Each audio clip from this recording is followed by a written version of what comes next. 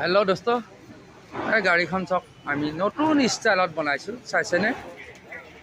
এইখন গাড়ী একচুৱেলি কি হয় গম পাইছেনে?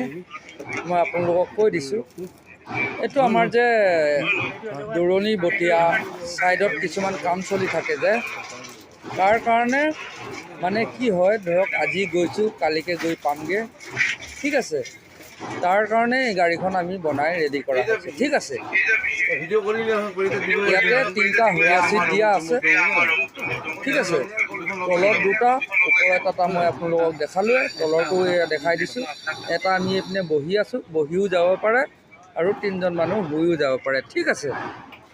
প্লাছ আপোনাৰ মই আপোনালোকক দেখাই দিছোঁ আৰু এটা, এইটো দেখিছে, এই হলটো চাইছেনে? ইয়াতে আপুনি মেচিন লৈ যাব পাৰে, ৱেল্ডিং মেচিন লৈ যাব পাৰে, কিবা মেচিন লৈ যাব পাৰে। এইটো 2 চাইডে হল আছে, ঠিক আছে? চব বস্তু ইয়াতে লৈ যাব পাৰে। প্লাছ আপোনাক মই আৰু এটা বেক চাইডত দেখাইছোঁ, ঠিক আছে? ইয়াতে আমি 3টা ৰেক বনাই দিছোঁ, ঠিক আছে? 3টা ৰেক বনাই দিছোঁ, মানে যদি মিস্ত্ৰীয়ে হাথিয়াৰ পত্ৰ লৈ যাবৰ কাৰণে সুবিধা হ'বলৈ, ঠিক আছে? এইখন গাড়ী আপোনালোকে চাওক, আমি এখন গাড়ী নতুন মডেলত নতুন ষ্টাইলত বনাইছোঁ, ঠিক আছে?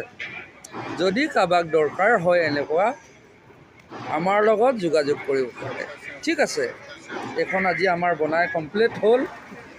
মই আপোনালোকক পাছফালে আগফালে বেক চাইডে ভিতৰে বাহিৰে চব পিনে দেখাই দিছোঁ, আপোনালোকে চাওক। এইখন নতুন ষ্টাইলত আমি নিজে বনাই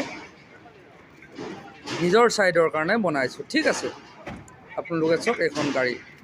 আজি ব্লগটো ইমানটোৱেই, ধন্যবাদ। কেনেকুৱা লাগিলে মেছেজত জনাব।